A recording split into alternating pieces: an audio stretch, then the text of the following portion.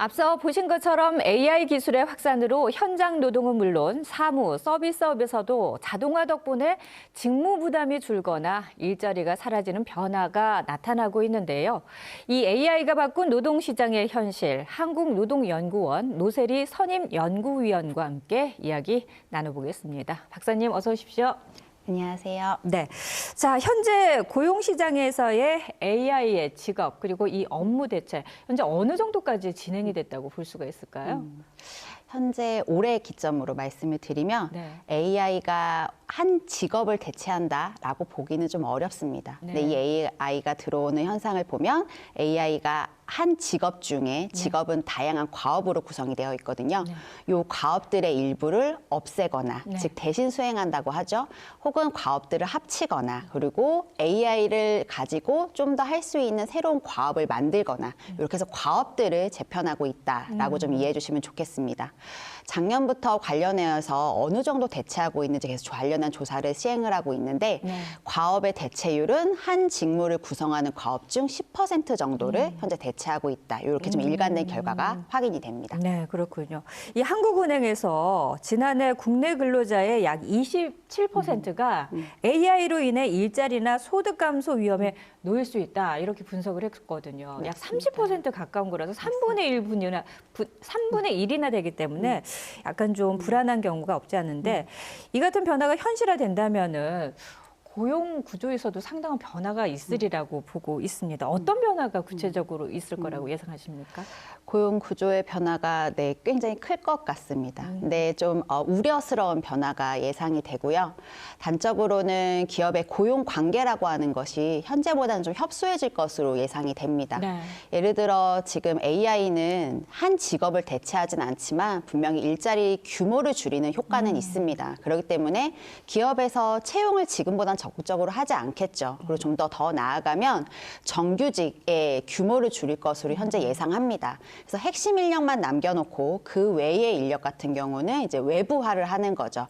계약 관계를 통해서 일을 할 수도 있고요. 저희가 지금 얘기하는 플랫폼 노동자와 같은 그런 극단적인 형태로 갈 것이라고 봅니다. 이는 굉장히 사실은 저희가 예상하는 고용구조의 큰 변화라고 이야기를 하고요. 근데 이 고용구조의 변화가 좀 우려스럽다고 서두에 말씀드린 이유는 결국에는 그 고용구조 안에 놓여 있는 근로자라고 부르는 저희가 임금을 받고 일하는 사람들이죠. 이 사람들의 임금 수준, 근로 시간 이런 것들이 지금보다 임금은 높아지지 않고 근로 시간도 좀 더 길어지고 혹은 뭐 휴가나 휴직 다 연관돼서 좀 봅니다. 이런 것들이 전반적으로 근로 조건의 질이 좀 악화될 것으로 좀 그렇게 예상을 하고 있습니다. 네, 그 말전에 저희 사전 인터뷰에서 말씀하신 것처럼 고용은 사라지고 노동이 남는다라는 말이 어떻게 보면은 그 말씀을 대체할 수 있다고 보겠습니다. 자, AI 도입으로 큰 영향을 받는 직군을 살펴봤더니 앞서 저희가 보신 리포트에서처럼 단순 반복 업무를 맡아온 이 노동자가 가장 눈에 띄더라고요. 이 AI가 기존의 노동 격차를 어떻게 보면은 더 키우는 것 아니냐 이런 우려가 있는데 여기에 대해서는 어떤 생각이십니까? 저희가 이제 AI를 얘기할 땐 생성형 AI를 이야기를 합니다. 그래서 기존의 자동화 기술과는 좀 다르고 성질이 그래서 기존의 단순 반복적인 일들과는 좀 다른 일을 대체하지 않을까라는 예상을 했는데요. 현재 지금 생성형 AI를 가지고 아무리 기업에서 일을 하고 한다고 해도 대체되는 양상은 기존 자동화와 유사한 것 같습니다. 그래서 지금 말씀하신 저임금, 저소득 혹은 좀 고용 형태에서 좀 불안한 그런 형태를 가지고 있는 그런 계층들의 불평등이나 불안정성이 좀 더 높아지는 경향이 현재 확인이 됩니다. 관련하여서 올해 조사를 진행을 하였는데요. AI 도입으로 인해서 실직 가능성을 가장 크게 우려하는 집단은 소득 기준으로 봤을 때 월 소득 300만 원 미만 집단이 정확하게 확인이 됩니다.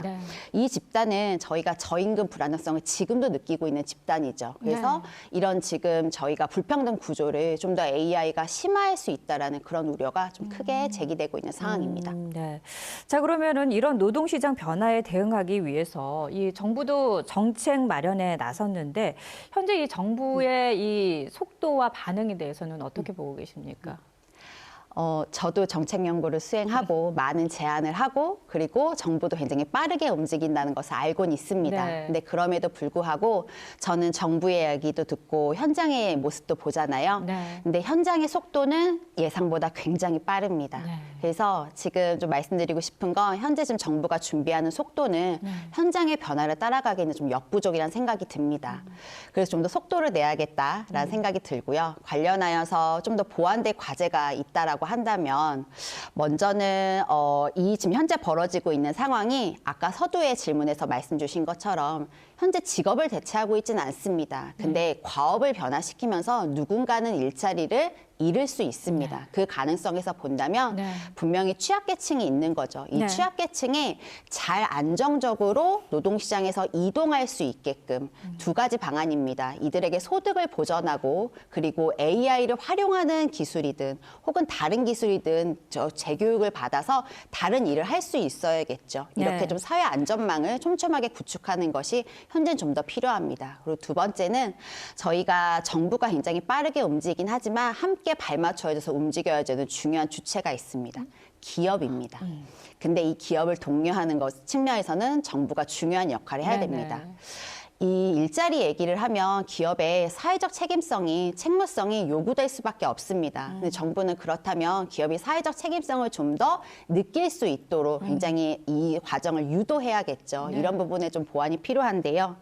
이게 해외에서 어떻게 하는지 좀 사례들을 살펴보면 AI로 일어나는 변화를 기업이 자체적으로 영향력을 평가하고 그리고 어떻게 우리가 누구를 재교육시키고 이분들에게 어떻게 안정적인 일자리를 즉 재배치를 할지를 스스로 계획을 세웁니다. 이 주체는 노동조합이 될 수도 있고요. 노사협의회라고 하는 노동자 대표가 될 수 있습니다. 이러한 것들을 기업에서 자체적으로 하였을 때 좀 정부가 인센티브를 주는 방식으로 네. 이렇게 좀 이분들이 기업이 자체적으로 움직이면서 책무성을 발휘할 수 있도록 그렇게 좀 동기부여하는 좀 정책 방안도 현재는 필요하다라고 생각합니다. 네, AI의 일자리 대체에 대해서 정부와 기업이 함께 발맞춰서 빠른 속도로 나아가야지 예, 이런 상황들을 우리가 빨리 대비할 수 있다라는 말씀이신 것 같습니다. 오늘 말씀 잘 들었습니다. 네, 감사합니다.